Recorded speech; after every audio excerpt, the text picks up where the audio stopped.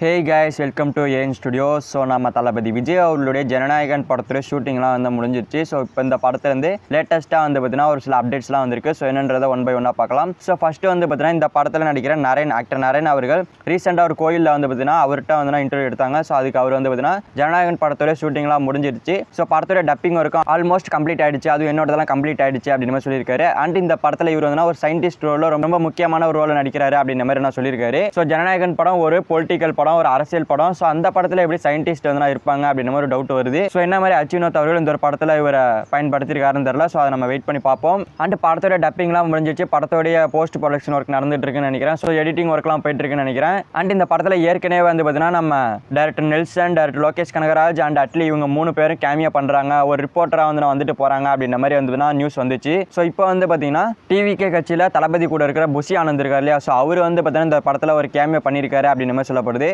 So ஒரு புரட்சியாளராக வந்துட்டு போயிருக்காரு அப்படின்ற மாதிரி சொல்லப்படுது. ஸோ என்ன மாதிரி இவரை பயன்படுத்திருக்காங்கன்னு தெரியல. ஸோ இவர் வந்து பார்த்தீங்கன்னா இது வரைக்கும் எந்த படத்துலையுமே நடிச்சது கிடையாது. ஸோ ஃபர்ஸ்ட் டைம் தளபதியோட கடைசி படத்தில் நடிச்சிருக்காரு. ஸோ ஆக்சுவலாக கொடைக்கானலில் வந்து எடுத்தாங்களே ஷூட்டிங். ஸோ அப்போ வந்து புஷி ஆனந்த் அவர்களும் கூட இருந்தார். ஸோ அப்போ அவர் வந்து நடிச்சிருக்காரு போல இருக்கு. ஸோ வெயிட் பண்ணி பார்ப்போம் அவர் எப்படி பயன்படுத்திருக்காங்கன்னு சொல்லிட்டு.